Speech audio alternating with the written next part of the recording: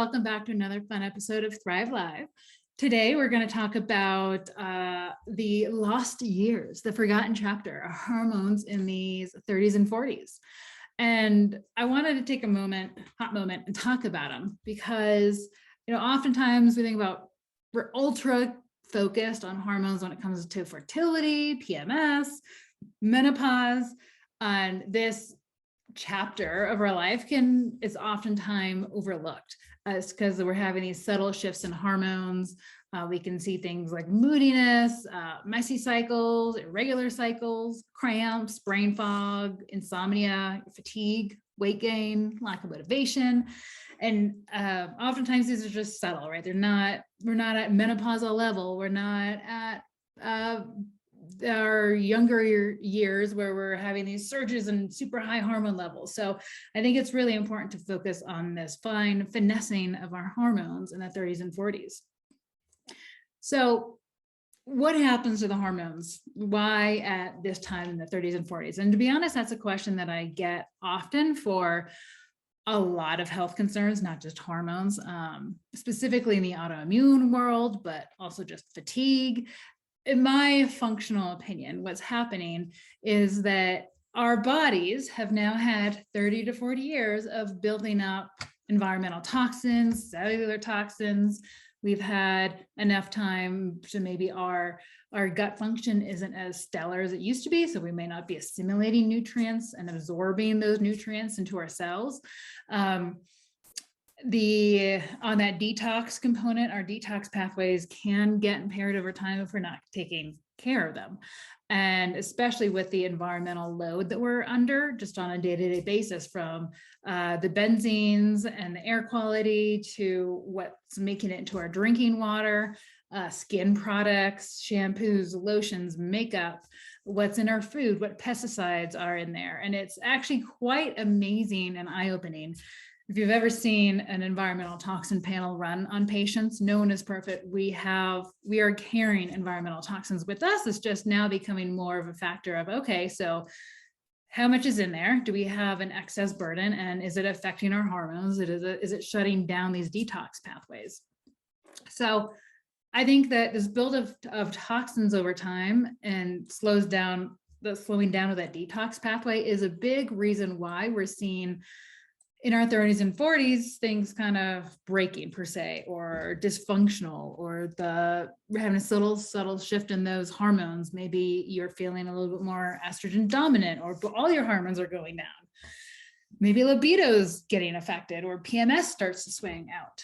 Other things that can cause this hormonal shift. So we talked about environmental toxins, and there's tons of lectures that will go deep into environmental toxicity and how to improve your detox in Thrive Live in the archives, but also the endocrine system. So the adrenals, the thyroid.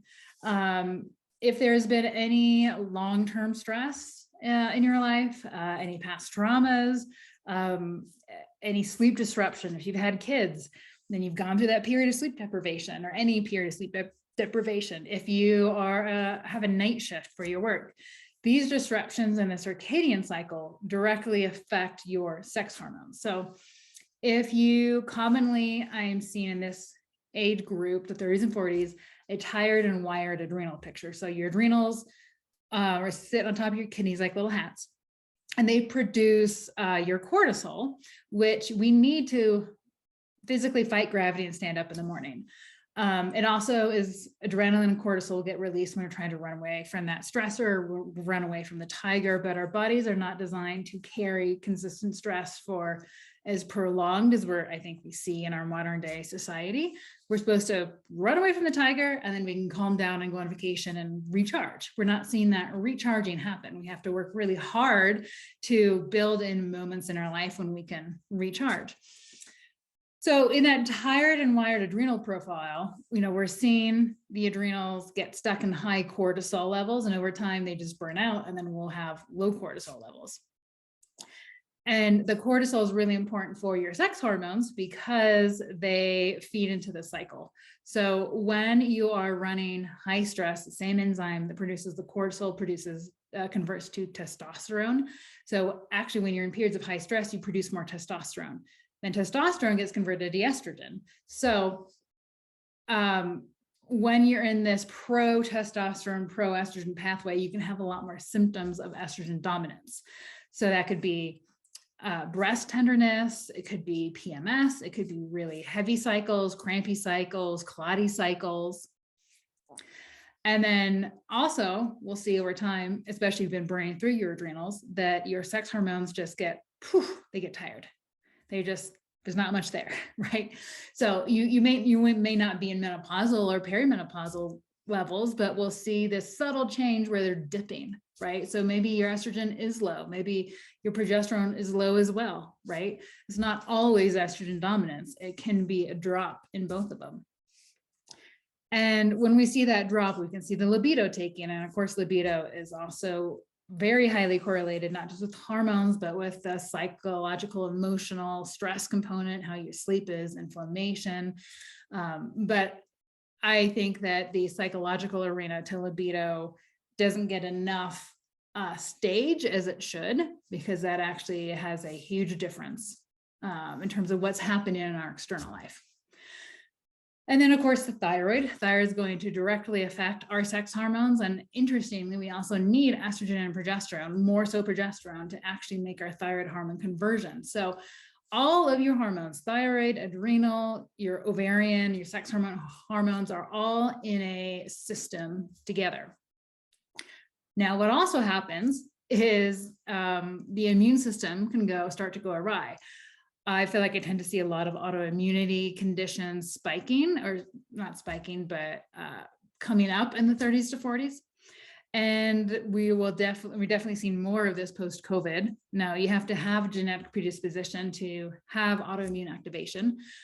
But the reason why I bring this up is because there's a very tight correlation between what your immune system does and what your sex hormones do. So for the autoimmune or over immune stimulated patients, we will see a very tight interplay with how the immune system is functioning, meaning how hyperdrived it is, with creating flares in the body that are that you will see as more cyclical, more hormonally related. So meaning I've had a lot of autoimmune patients feel their autoimmune symptoms really worse and spike around PMS or at ovulation or during their menstrual cycle. And that is because there's very deep interplay between the immune system and the sex hormones, and estrogen, progesterone, testosterone. They will all trigger different arenas of the immune system. And that other common question I get of why now, why the 30s and 40s, I see that's a very common question with my autoimmune patients. It goes back to our bodies were not as burdened back in the day, that we could adapt, we could handle shifts better, but the body and the cells and our genetics, they're like a coffee cup. You can only put as much into your coffee cup before it overfills. And once it overfills, then that's when we start to see more of that dysfunction coming out. So you can think about it, it takes 30 to 40 years to fill up this coffee cup. And then that's when we're going to start to see that dysfunction. So in answer to that, why now? Why am I starting to get moody and more hormonal shifts? Why is the autoimmune system flaring? Why is my body just decided to be done? Why am I feeling fatigue and like my body's falling apart in the 30s and 40s? The coffee cup, our body's adaptive ability just got too worn down, too built up. So we have to peel away those layers and start to address it so that we can lower the fluid level in our coffee cup so that there's more adaptability. Cheers. And so let's talk about kind of what the symptoms mean in our menstrual cycle. So I like to view the sex hormone symptoms as more of a red flag of the body, right? They're telling us about what is going on. So while we do want to provide relief of those menstrual cycle symptoms, we also want to consider, okay, well, this is a sign that my body is saying that something is wrong. And we want to go and really understand what is causing those hormones to become out of balance, because that's more the root cause of why there is that hormone imbalance. balance? Is it the immune system? Is it environmental toxins, detox pathways? Is it thyroid, adrenal? Is there inflammation in the body? How is the gut? These are all things that can be root cause to actually creating those hormone imbalances. And one little note for the gut is if your gut bacteria is imbalanced, you can have increased production of beta-glucuronidase in the gut. And that beta-glucuronidase, you can think of it like bacteria poop. If you have imbalanced bacteria in the gut, they'll produce more of this beta-glucuronidase. That beta-glucuronidase is known specifically to increase your estrogen recirculation in the body. So basically, you should be able to poop out your hormones, is one way to get them out. And this beta-glucuronidase will make you absorb them and put more back into your bloodstream, specifically the estrogen. That can cause a lot more estrogen dominant symptoms. So again, balancing hormones is not just about the symptoms. Remember, the symptoms are a flag that something deeper is going on in the body. And so it's always, when it comes to looking at treatment, it's about balancing, right? We don't want you to be suffering with hot flashes, the PMS or the mood swings or the painful cramps. But we also want to recognize that just giving progesterone for a low progesterone state isn't necessarily treating the root cause of why your progesterone was low to begin with. So what does some of the symptoms mean? More commonly with the whole premenstrual phase of the cycle, the mood swings, fatigue, insomnia, bloating. Oftentimes, I tend to see that in estrogen dominant states. But here's the catch, is you could have low estrogen and low progesterone, and you could still be estrogen dominant. You could have high estrogen and high progesterone and still be estrogen dominant. Estrogen and progesterone work in a ratio of each other. And so it's about that ratio balance. So you'll have higher estrogen progesterone levels in your 20s, and you're gonna have lower estrogen progesterone levels in your 40s and 50s. So again, it goes back to that balance, and that balance is what will give you a lot of those symptoms. So breast tenderness, swelling of the breast, that's going to be more of the estrogen dominant picture. And usually estrogen dominance, we're going to have that low progesterone. The heavy cycles, cramps can also be estrogen dominant. Cramps, I also see more, can also have a big inflammatory component. The brain fog, insomnia, exhaustion, weight gain, lack of motivation. To be honest, I kind of see all of these as just imbalanced hormones, right? They're not in their optimal balance, because in their optimal balance, we have estrogen when we need it, we have progesterone when we need it. But there's so many situations where we see that are depleting that progesterone out of the cycle. And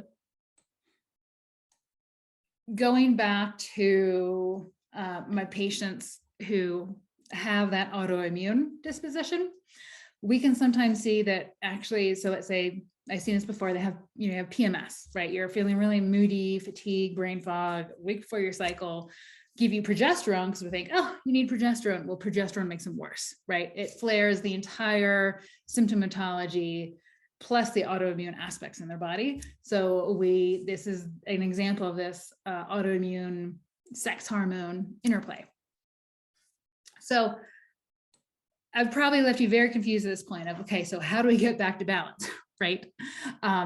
Since it's not necessarily, let me stop for a minute. So I'm a believer there's a time and place for everything, right? I do bioidentical hormone replacement therapy for women who are good candidates and who want it. And we've used it for urinary incontinence, for osteoporosis, for the sanity of the hormonal transition, so many different reasons to use it.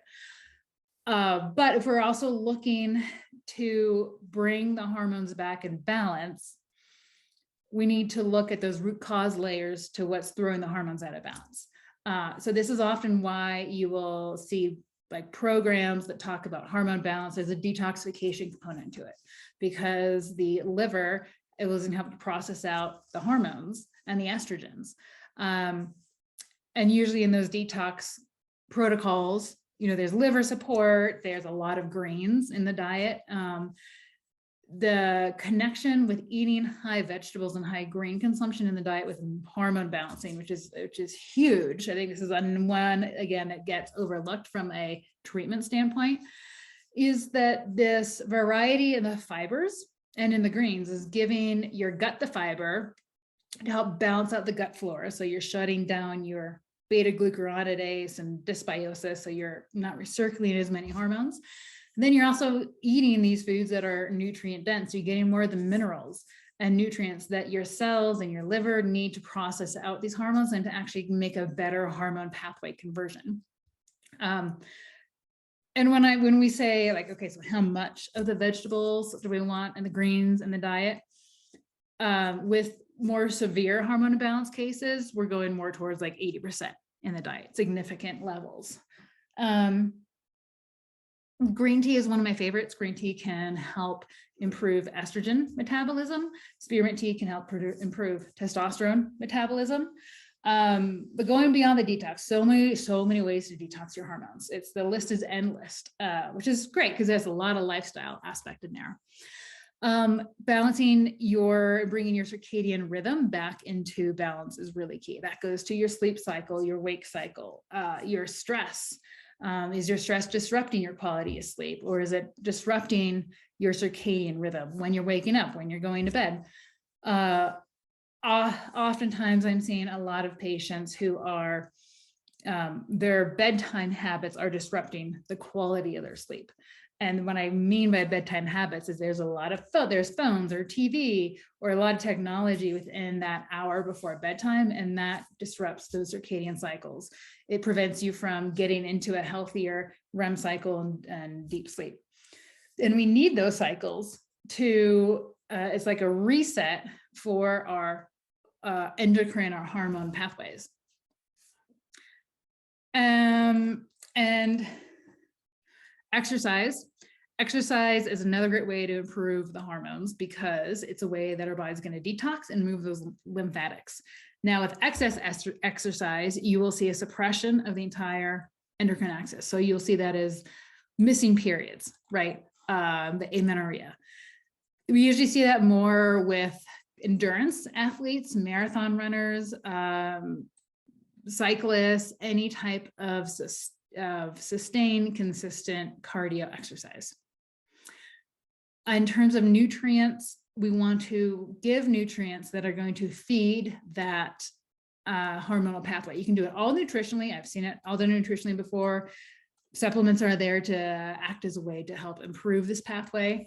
The minerals and the B vitamins are key components to this, and also the essential fatty acids, the good fats. So sesame seeds, pumpkin seeds, the deep sea caught fish, the fatty fish, all of these rich oils and essential fatty acids in the seeds actually help to give some legs to the estrogen and progesterone. So in recap, so that we can kind of keep this short and succinct, so don't take up all your time, is remember that hormones are a great indicator of what's happening deeper in your body.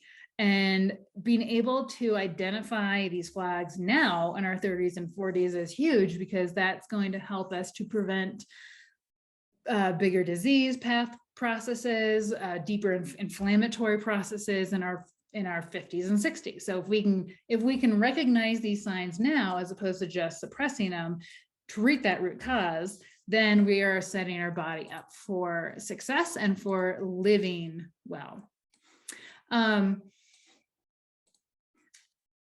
And I actually had one question that came through, which was, what testing do you feel is best for hormone levels? That is a tricky question because it depends on what you're doing. It depends on your point of testing. What are you taking? What's the whole point of doing it in the first place? I think that, you can get some good testing levels through the blood, through a conventional lab, when you're on your period or 7 days after ovulation, just to kind of see where you are in those ratios.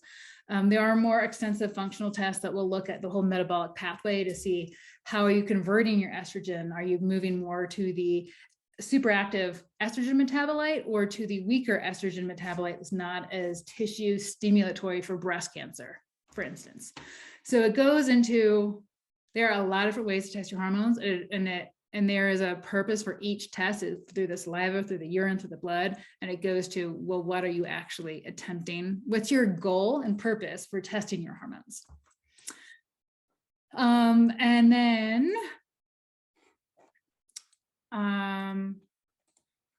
And then of course, so how to get back in balance, the quick recap is look at the diet, look at the lifestyle, look at your stress, sleep, foundational.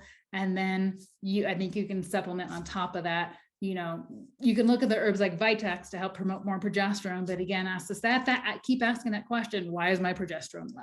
Right? Like I think there's a reason to give Vitex and progesterone to help symptomatically, or black cohosh and to help symptomatically with those hormones, but always keep asking, well, why is my body throwing up those flags? Because if you just ignore them, well, your body's going to keep trying to throw up these flags, and you're just going to be in this cycle.